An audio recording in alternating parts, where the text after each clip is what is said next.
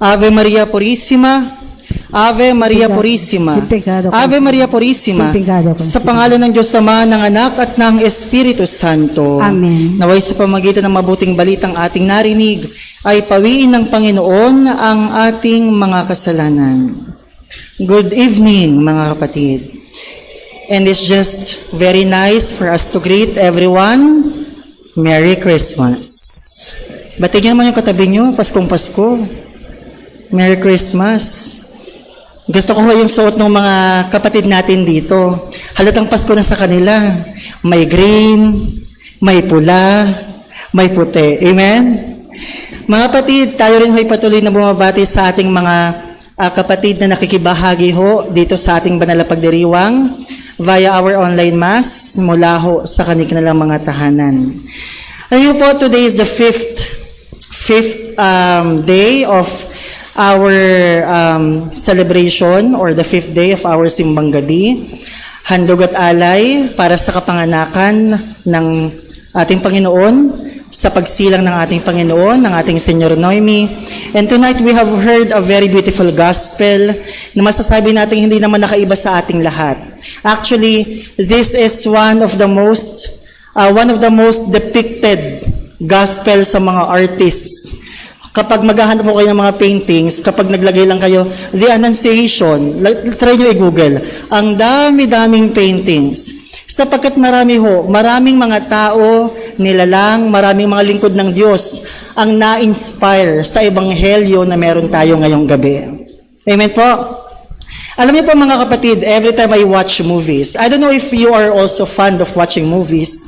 Nanonood ba kayo ng pelikula? Ayan, kapag wala lang, pag tipong may free time. Ayun, tipong tapos na ang lahat. Pag may free time. I do not know what genre or ano-anong genre ang ginagamit o binapanood nyo. Yung iba siguro sa inyo, kapag nanonood ng pelikula, pag alam nyo na yung umpisa, ay, alam ko na yung ending nito, hula ko na. Di ba ganyan? Lalo na pag mga soap opera No? Di ba ganon? Pag mga tipong pambata, alam naman tayo yung ending minsan And they live happily ever after. Sa ulo na nga ng mga bata yan No? And they live happily ever after. Ngunit mga kapatid, alam niyo ho ba na sometimes may mga movies or may mga series na masasabi natin kakaiba. Why? It's because it's not what we expect. Ano ibig ko sabihin? Sa mga pelikula minsan, hinahanap natin yung tinatawag na plot twist. Narinig niyo ho ba yun? Plot twist. Sabihin niyo nga, plot twist. From the word itself, plot, yung storya, twist, nilagyan ng twist. Ibig sabihin, it's far different from what you can see. Hindi yun yung inaasahan mong magaganap. Hindi yung inaasahan mong mangyari. Ibig sabihin, may bago, may something, may indifferent. Ika nga, parang masasabi mo na sa umpisa, ito yung kontrabida. Pagkatapos pala, pagdating ng ending ng pelikula, hindi pala siya bida. Yung pala kontrabida pala siya sa dulo. Pagkatapos, meron naman kontrabida sa umpisa. Pero pagdating sa dulo, ayaw mo na siyang mamatay. Kasi nga yung kontrabida, minahal mo na. Yun yung mga tinatawag na plot twist. Mga bagay na unexpected doon sa iyong pinapanood. These are the plot twist of what you are watching. Meron pa nga yung tipong, kala mo namatay na yung kontrabida. Tapos yung camera, magfo-focus doon sa kamay ng kontrabida, biglang gagalaw. Tapos lalabas yung ending credits. Sabihin nyo, ano to? Sigurado, may part 2. Tama ba yun? Alam niyo po mga kapatid, why am I saying this? It's because this is the season of Christmas. Panahon ito ng Pasko. Tayo ay nagdiriwang ng kapanganakan ng Senyor Noemi. Tayo ay nagdiriwang ng kapanganakan ng Panginoong Jesus. But, before that happened, one of the biggest plot twists in the history of mankind happened first. Bago nagkaroon ng pagsilang ang Panginoon, meron mo ng plot twist na nangyari. At yun ang plot twist sa buhay ni Maria at ni Jose. Aakalain mo ba naman na sa simpleng pagiging isang karpintero, sa pagiging simpleng babae, na tila baga hindi naman masyadong napapansin ng lipunan, tila baga hindi naman nakikita masyado at napapansin ng iilan, Itong magkasama na ito, itong magpartner na ito, that they are like simple, they're just living simple in their lives. Unknowingly, one day, biglang may darating na anghel, sugo ng Diyos, upang ipaalam kay Maria na Maria, maglilihi ka. At ang papanganak mo ay magiging hari, magiging kataas-taasan. Ika nga, one of the biggest plot twists in her life. Sino ba mag-aakala ng isang birhen na wala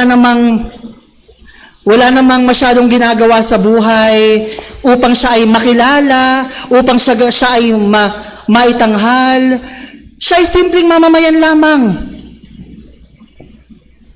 But who knows or who knew that she will become one of the most important figure in the history of Christianity. Amen? Alam niyo po mga kapatid, if we are going to relate ourselves in the narrative of Mama Mary, i-relate lang natin yung ating buhay kay Maria. I-relate lang natin yung ating buhay kay Maria, sa banal na pamilya, kay Jose. Marami rin tayong plot twist sa buhay Amen? Madami tayong unexpected plot twist sa ating buhay. Marami tayong hindi inaasahang dumating na akala mo, ito na ang gagawin mo, biglang may iba palang plano ang langit. Ang nakikita mo, ang nafo-foresee mo, ito na. Pero sabi ng langit, hindi. Ibig sabihin, yung nangyari kay Maria, it happens to each and every one of us. Nagaganap din sa ating buhay at walang exempted doon. May mga bagay, higit lalo, kung ang pinag-uusapan ay ang kalooban ng langit. Yan. Higit lalo kung pinag-uusapan ay ang kalooban ng langit. Pagdating sa bawat isa sa atin, sadyang may unexpected plan ang Panginoon. Well, andyan na yan Ika nga, pag may dumating, what will you do? Ang pwede mo na lang gawin is, paano mo i-adapt itong isang bagay na hindi mo naman plano pero kailangan ipagawa ng langit? Andito na to Yun na lang ang pwede mong gawin. Ano ang maaari mong ibigay na effort? Ano yung maaari mong gawin upang sa gayon, yung plano ng langit, ayon sa kalooban ng Ama, ayon sa kalooban ng Diyos, magawa mo kahit hindi mo naman ito inisip beforehand. Paano natin ito matatanggap? Amen po? Alam mo si Maria, tinitingnan ko si Mama Mary or pinag-iisip ko si Mama Mary, the scene, yung eksena ba, na kung saan siya ay maaaring naglalakad, o kaya maaaring may kausap, or kung ano man, basta out of nowhere, biglang may dumating na arkanghel. Sabi ni Gabriel, maglilihi ka, at ikaw ay manganganak ng isang lalaki, ang anak mo itatawagin kataas-taasan. Kung kayo si Maria, what will you do? Alam naman ni Maria na ang kausap niya ay hindi lang naman sundalo. Sino makausap niya? Sino ba yung nakikiusap sa kanya? Sino ba yung nagpadala ng mensahe sa kanya? Kanino ba galing yung mensaheng ibinigay sa kanya? Pinadala ba yun ng sundalo? Pinadala ba yun ng pulis? Sinabihan ba siya, Maria, manganganak ka? Sabi ba ng pulis, ganon? Hindi. Sinabi ba yun ng presidente? Kasi kung sinabi yung kapwa niya nilalang, kapwa niya tao, kapwa niya likha, lingkod ng Diyos, madali lang sabihin, ayoko po. Madali lang sabihin, wag. Madali lang sabihin, iba na lang. Hindi na ako. Active naman ako okay naman. Wag na ako. Kaya lang, yung kausap ni Maria, hindi naman niya sugo na kung sino man dito sa lupa. Ang kausap ni Maria, anghel ng Diyos. At yung mensaheng ipinadala ng Diyos, sa pamamagitan ng anghel, ay galing mismo sa langit. Kaya kung siguro mga kapatid, kung ilalagay nyo yung mga paa sa mga paa ni Maria, gaganon na lang kayo, oh. Magugulat eh. Magugulat. Magugulat tayong lahat kung tayo yung nasa kalagayan ni Maria. But eventually, the answer of Mama Mary is a very simple but very beautiful yes. Opo. Yes po. Amen? Alam mo mga magulang ko kapatid, kung tayo ho nag-iisip, if I were in the shoes of Mama Mary, will I accept the will of God? Will I accept the will of God? Alam niyo po ba, si Maria, nagbigay na ho siya ng halimbawa, step by step process, paano mo tatanggapin ang plot twist ng buhay mo na ibinigay ng Diyos. Nagbigay na siya ng proseso. Alam niyo ba kung ano yung step by step process na kanyang ginawa on that very scene? Eksena mismo yun eh. Yun yung mismong naganap, yun yung mismong nangyari. If you are still praying the Angelus, do you? Do you still pray the Angelus? Do you still pray the Angelus? Okay na yun. Alam niyo po ba mga kapatid, every time we pray the Angelus, binabalikan ho natin yung humble beginnings of salvation. Kung papaanong ang kaligtasan ng mundo ay nagsimula sa humble beginnings. Ito ho, ayon sa kalooban ng Diyos. Kung papaanong meron tayo ngayong tinatawag na Senyor Noemi, kung papaanong meron tayo ngayong tinatawag na Batang Jesus, it is because of the acceptance of Mama Mary. Sabi ni Maria, first step, nung binati siya ng Arkanghel Gabriel, sabi ni Maria, ako'y alipin ng Panginoon. Amen? Itaas ang kamay ng alipin ng Panginoon. Oh, alipin naman pala kayo. Tingnan mo kayo katabi mo kung mukhang alipin yan. Ha? Oh, hindi yung mukhang alipin na ano ha, yung madungis or kung ano man. Alam niyo mga alipin ng Panginoon, magaganda at gwapo daw yan. Amen ba? Napatingin sa katabi agad eh.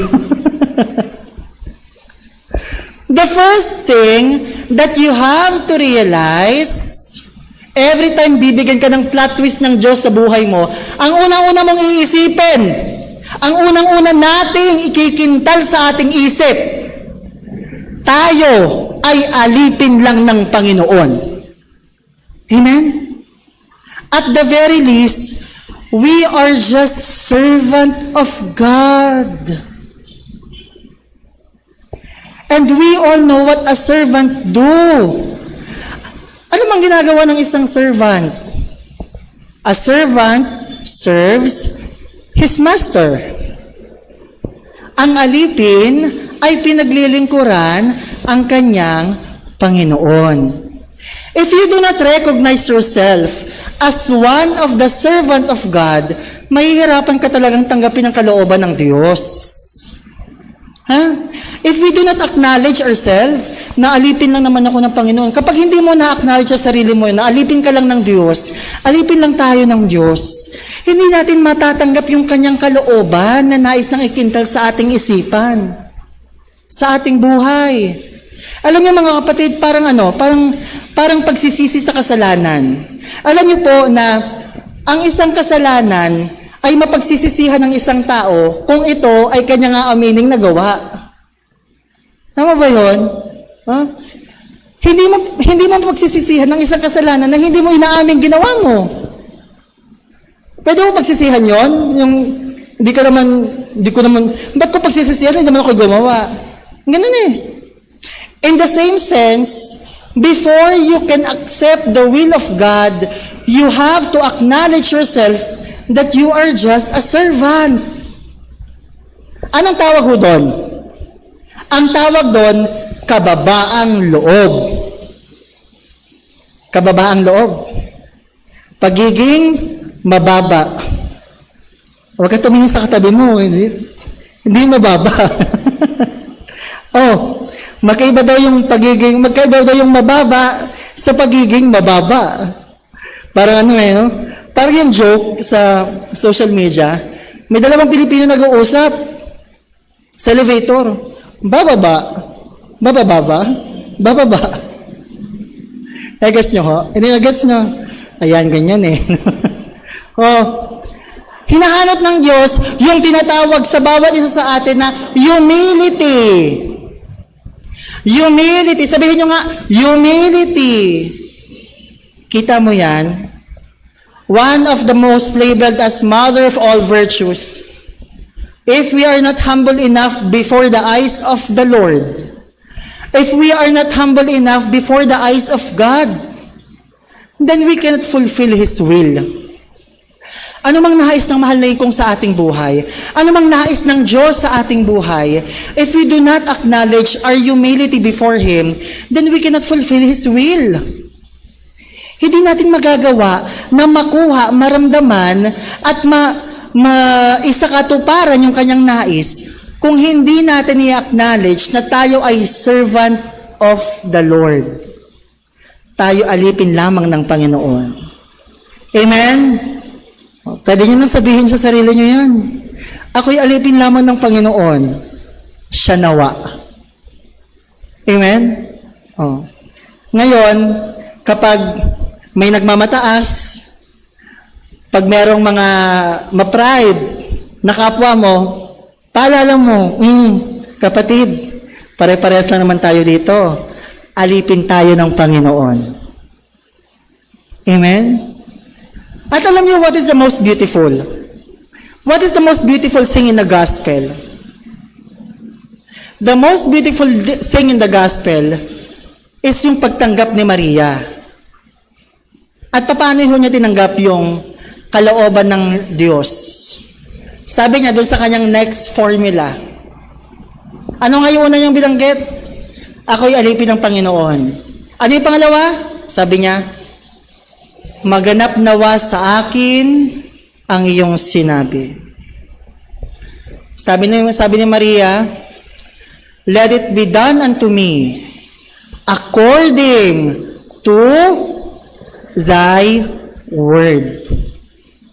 Maganap nawa sa akin ayon sa iyong sinabi. At pag sinabi ni Maria, nung sinabi ni Maria na maganap nawa sa akin ayon sa iyong sinabi, it's not about ayon sa sinabi ng anghel, but it's about the message coming from God. Ibig sabihin, ang nais ni Maria, maganap nawa sa akin ang kalooban, hindi ko. Amen? Ang kalooban, hindi kalooban ko. Kalooban ng nagsugo sa iyo, which is ang Diyos. Kalooban na nagsugo kay Gabriel, which is ang Diyos.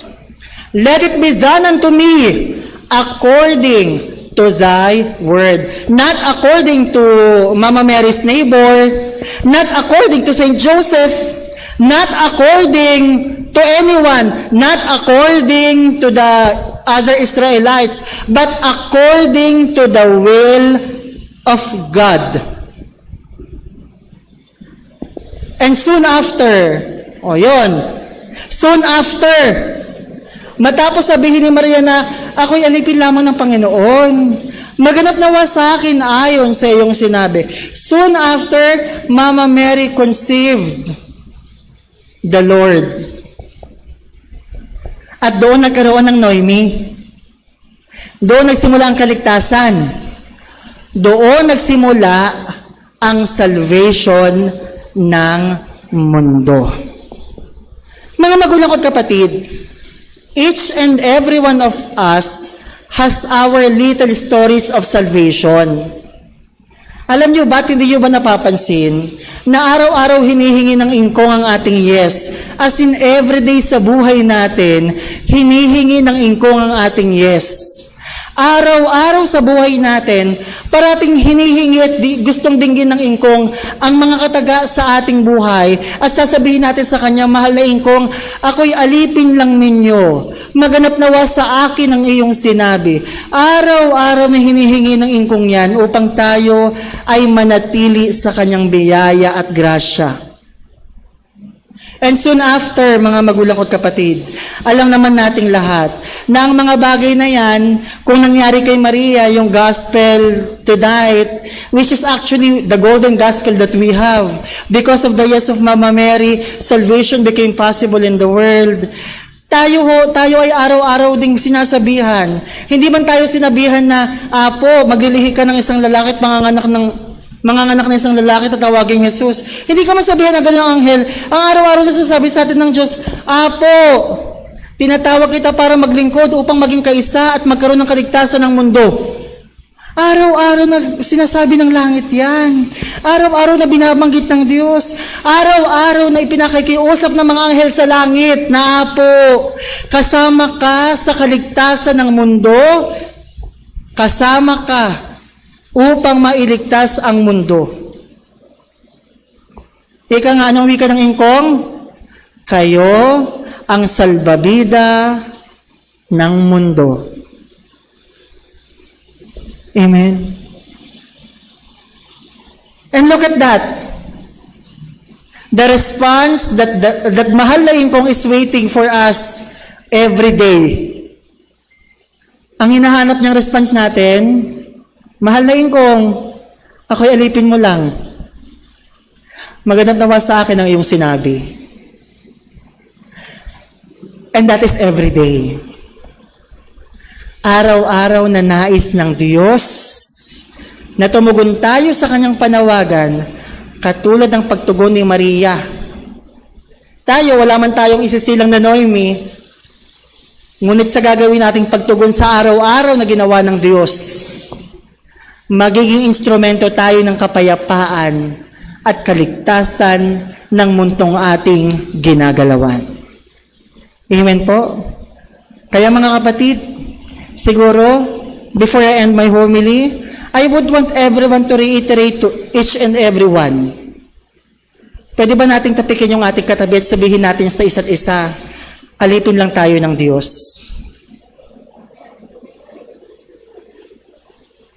Huwag mong gugulatin, ginulat mo naman eh. Ha? Paalala natin yon. Alipin lang tayo ng Diyos. Na bagamat nais ng Diyos na maging kamukha niya tayo, binigyan natin ng pribilehyo, di ba? Alam niyo po ba, yan, yung paglilingkod sa Diyos, hindi lahat ay kayang maglingkod eh. Even us, being the servant ourselves, tayo ay may pribilehiyong paglingkuran ng Panginoon. At ang maging alipin ng Diyos, pribilehiyo na binigay ng langit. So, ano yung sinabi ko kanina? Tapikin mo yung katabi mo, sabihin mong, alipin lang tayo ng Diyos. Amen? Ngayon, ang susunod, ito mas mahalaga. Ang mas mahalaga, tapikin mo yung katabi mo at sabihin mo sa Kanya. Sabihin mo sa Kanya na manaignawa ang kalooban ng Diyos sa iyo. Amen? That's part of praying for everyone. You pray for yourself, and you pray for your neighbor. You pray for your people. Mga kapatid, at the end of the day, all of us should ascertain, tayo alipin lang ng Panginoon, maganap nawa sa atin ang Kanyang kalooban. Amen. Ave Maria Purissima, sa ngalan ng Ama, ng Anak at ng Espiritu Santo. Amen. Marsitayo na po ang lahat at ating pong awit.